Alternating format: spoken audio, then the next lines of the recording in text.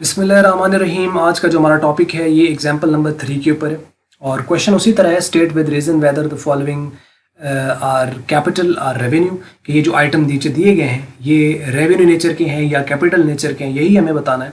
तो लेकिन एक बात वाज़ेह रहे कि नॉर्मली ये ज़रूरी नहीं होता कि हर आइटम जो उसने आपको दे रखा है वो रेवेन्यू एक्सपेंडिचर हो या वो कैपिटल एक्सपेंडिचर हो। मतलब ज़रूरी नहीं कि वो सिर्फ एक्सपेंडिचर हो, वो रसीट्स भी हो सकता है।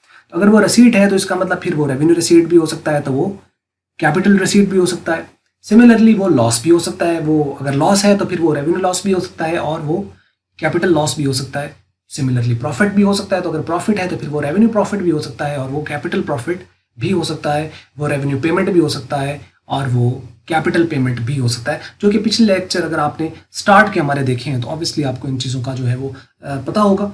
तो ये हमें देखना होता है क्वेश्चन के अंदर कि जो आ रहा है उसको सिंपल ये नहीं कि वो एक्सपेंडिचर ही होगा, वो रेसीट भी हो सकता है नॉर्मली। तो आइए हम, ये प्रॉब्लम ऑलमोस्ट इसी टॉपिक के ऊपर है, तो अब हम शुरू करते हैं। यहाँ पे पहला पॉइंट लिखा हुआ है, heavy advertisement to introduce a new product in market.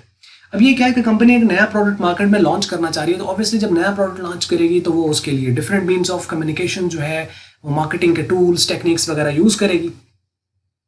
अब ये इसी को उसने लफ्ज़ एक से उसने शो कर दिया हैवी एडवर्टाइजमेंट। तो जब हैवी का लफ्ज़ आ गया तो इसका मतलब हम ये समझ जाएंगे कि ये बेनिफिट लॉन्गर बेनिफिट की मार्केटिंग है, कि इसका बेनिफिट एक साल तक के लिए नहीं है, क्योंकि नया प्रोडक्ट जो है वो जैसे जैसे कंपनी आगे चलती चली जाएगी तो जैसे जैसे चीज़ें पहुँचती जाएंगी लोगों तक, हो सकता है साल बाद किसी तक पहुँचे, हो सकता है दो साल बाद पहुँचे, किसी बार 3 साल बाद पहुँचे। तो मार्केटिंग जैसे जैसे फैलती चली जाएगी तो मीन्स के उसका बेनिफिट कंपनी को होता चला जाएगा।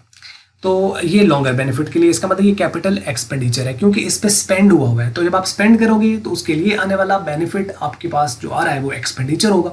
तो अब ये वाला कैपिटल एक्सपेंडिचर है क्योंकि लॉन्गर बेनिफिट के लिए है और ये नॉन रिकरिंग है।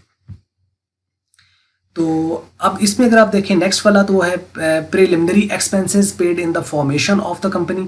अब ये जो है ये प्रीलिमिनरी एक्सपेंसेस है। प्रीलिमिनरी यानी प्राइमरी एक्सपेंसेस या establishment expenses at the time of the establishment of the company. Organization जब आप बनाएंगे तो उसके ऊपर जितना खर्चा आएगा, वो कंपनी एक बार इस्टेब्लिश होनी है, उसकी डॉक्यूमेंटेशन वगैरह ये जो भी लीगल फॉर्मेलिटीज़ होनी है एक बार होनी है, बार बार तो नहीं होनी। तो ये नॉन रिकरिंग इन नेचर है। तो जब ये नॉन रिकरिंग है तो इसका मतलब ये कैपिटल एक्सपेंडिचर ये भी कंसिडर होगा। अच्छा, आइए अब इनकी रीजंस को हम देख लेते हैं। नीचे जो बात कर रहे हैं यहाँ पर पहला आइटम उसने लिखा यहाँ पे कि कैपिटल एक्सपेंडिचर, वो कहता है heavy advertisement made for promotion of new product will benefit the business for several years, therefore such cost is treated as capital expenditure being non-recurring in the nature।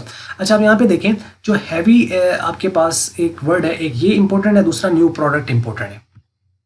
इसकी base पर आपने इसको guess कर लेना है। दूसरा आपके पास जो आइटम है वो भी कैपिटल ही है क्योंकि वो प्रीलिमिनरी एक्सपेंसेस हैं। तो कहते हैं preliminary expenses over the formation of the company are larger in amount and they benefit the company till its life. जब तक कंपनी है उस वक्त उसका बेनिफिट लेगी। Therefore such cost is treated as capital expenditure. तो ये कैपिटल एक्सपेंडिचर है, जिनको हमने डेफर्ड रेवेन्यू एक्सपेंडिचर के नाम से पीछे पढ़ा था, तो हम इनको कैपिटल एक्सपेंडिचर ही कहेंगे। अच्छा, उसके बाद तीसरा है इंटरेस्ट रिसीव्ड। अब आप इसको अगर गौर करो तो ये इंटरेस्ट रिसीव हुआ है, पे थोड़ी हुआ है। अगर ये पे होता तो एक्सपेंडिचर बनता, लेकिन ये रिसीव हुआ है तो इसका मतलब कैश आया होगा और इंटरेस्ट रेवेन्यू है। इंटरेस्ट चूंकि रेवेन्यू है तो ये प्रॉफिट एंड लॉस अकाउंट में जा रहा है और क्रेडिट साइड पे जा रहा है। तो चूंकि क्रेडिट साइड पर है इस वजह से ये रिसीट है, और चूंकि ये प्रॉफिट एंड लॉस में जा रहा है तो ये रेवेन्यू नेचर का है। तो मीन्स कि ये रेवेन्यू रिसीट हुआ। वो कहता है जी as interest received is recurring in nature, ये बार बार है, रिकरिंग है, and its benefit is over within a year, therefore it is revenue receipt for business and it is shown on the credit side of the profit and loss account। उसके बाद है capital invested bye owner. अब मालिक जब business को पैसा देगा तो आपके पास क्या आ रहा है, पैसा आ रहा है, पैसा जा तो नहीं रहा। तो ये कैपिटल रिसीट है, कैपिटल रिसीट, ना कि कैपिटल पेमेंट। कैपिटल पेमेंट होती तो कैपिटल एक्सपेंडिचर बनता। अब ये रेवेन्यू आपके पास रिसीट है, पैसा आ रहा है, तो ये कैपिटल रिसीट हुआ। अब इसको आप देखें, हम किसको कैसे एक्सप्लेन करेंगे। बात करता है कि as capital invested in business by owner is non recurring in nature and benefit the business for longer period of time, therefore such receipt are known as capital receipts. ऐसे रिसीट्स को हम क्या कहेंगे कि ये कैपिटल रिसीट्स हैं। और पांचवा जो इसके अंदर पॉइंट इसके अंदर आता है वो है amount realised from sale of old furniture, old furniture आपने बेचा है तो फर्नीचर तो ठीक है गया होगा, लेकिन उसके बदले पैसा आया है, तो ये भी रिसीविंग में आ रहा है, तो चूंकि कैपिटल नेचर का है तो कैपिटल रिसीट बनेगा ये भी। तो कहता है as furniture is of capital nature therefore amount realised from its sale is treated as capital receipt and is shown on the liability side of the balance sheet. Capital receipts आपको जैसा कि मालूम है कि ये लायबिलिटी साइड पे show होती हैं, ये बैलेंस शीट में लायबिलिटी साइड पे जाती हैं। इसके बाद नेक्स्ट आपके पास पॉइंट है छठा, जो कि वो कहता है कि ₹20,000 received from sale of old machinery which had book value of ₹15,000। Book value उसकी 15,000 है और आपको रिसीव हुए हैं 20,000 रुपए, और इसमें अगर आप देखें तो एसेट आपके पास से कम हुआ है 15,000 रुपए का, जिसमें डिफरेंस आपके पास 5,000 रुपए का आ रहा है, जो कि आपको एक तरह का पैसे ज़्यादा मिल गए। और 15,000 रुपए का एसेट गया लेकिन पैसे आपको ज़्यादा मिले हैं, तो इस पर आपको प्रॉफिट हो रहा है। लेकिन ये वाला प्रॉफिट आपका नॉर्मल प्रॉफिट नहीं है, कैपिटल प्रॉफिट होगा, क्योंकि आपने मशीनरी बेची और मशीनरी बेचने के लिए नहीं होती, लेकिन ओल्ड थी तो आपने उसको सेल कर दिया। तो मतलब इसमें दो चीज़ें आ रही हैं, एक तरफ कैपिटल रिसीट है, दूसरी तरफ आपको प्रॉफिट भी हो रहा है, जिसको हम कैपिटल प्रॉफिट कहेंगे।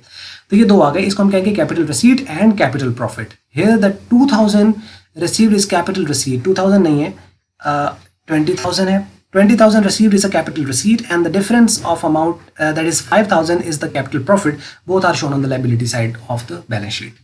दोनों इस तरफ आ जाएंगे, ठीक है। तो उसके बाद नेक्स्ट अगर आप देखें तो आता है जी replacement cost of worn out part of plant. Plant था उसका, आपने वॉर्न आउट जो खराब हिस्सा था वो आपने उसको क्या कर दिया, रिप्लेस कर दिया। जब आप रिप्लेस करेंगे तो नया एक एसेट आ जाएगा। जब नया आपके पास एसेट आएगा तो उसको अगर आप देखें तो वो भी एक एसेट है, तो वो भी आपके पास एक्सपेंडिचर बना, लेकिन कैपिटल नेचर का, तो ये कैपिटल एक्सपेंडिचर है। As it is the improvement in the working condition of the asset which would increase the productive capacity of the asset which would benefit the business for the several year, therefore it is a capital expenditure. और उसके बाद आठवां जो point है वो कहता है cost of redecorating the cinema hall. Cinema hall है और उसको आप रीडेकोरेट कर रहे हैं। जब आप रीडेकोरेट करेंगे तो उसमें क्या होगा, ऑब्वियसली उसका बेनिफिट लॉन्गर टाइम के लिए होगा। तो जब लॉन्गर टाइम के लिए होगा तो इसका मतलब ये कैपिटल एक्सपेंडिचर में आएगा। तो वो कहता है कि as redecoration cost of the cinema hall will benefit for the several year and is non recurring in the nature, therefore the cost of redecorating of cinema hall is treated as capital expenditure. तो ये भी capital expenditure होगा। और उसके बाद 9वां point है profit on sale of goods. हाँ तो ठीक है, ये तो प्रॉफिट है, तो सीधी बात प्रॉफिट है तो ये रेवेन्यू प्रॉफिट होगा, क्योंकि गुड्स के ऊपर है, तो ये रेवेन्यू प्रॉफिट है। As profit earned on sale of the goods is recurring in nature and its benefit is over within a year, therefore it is revenue expenditure. And the last one, that is the 10th point, premium on issue of shares. और ये आखिरी point है इसके अंदर। इसमें हम जो बात कर रहे हैं premium on issue of shares, shares आपने इशू किए तो उस पर जो प्रीमियम आपका है तो वो आपका कौन सा कहलाएगा, कैपिटल नेचर का। एज ये लास्ट पॉइंट ये है, as the premium is the extra amount received on shares issued, therefore it is treated as capital profit. It is shown on the liability side of the balance sheet. इसको हम balance sheet में liability side पर show कर देंगे। Premium क्या होता है कि मतलब आपने शेयर इशू किया तो उसके ऊपर आपने उसकी पार वैल्यू से ज़्यादा जो वैल्यू है वो रिसीव कर ली है, तो वो आपका लायबिलिटी है, आपका नॉर्मल प्रॉफिट नहीं है। तो ये होगा तो प्रॉफिट है, लेकिन ये कैपिटल प्रॉफिट होगा जिसको हम लायबिलिटी साइड पर शो करेंगे। ये थी वीडियो और उम्मीद करते हैं आपको ये समझ लगी होगी। और अगर कोई क्वेश्चन है तो उसको आप कमेंट्स में हमारे साथ शेयर कर लें। और बाकी अगर आपको मल्टीपीडिया की ये वीडियो अच्छी लगी तो उसको आप लाइक कर लें, शेयर कर लें दूसरों के साथ। अगर आपको अच्छी नहीं लगी तो उसको आप कर दें डिसलाइक। और वीडियो देखने का बहुत शुक्रिया।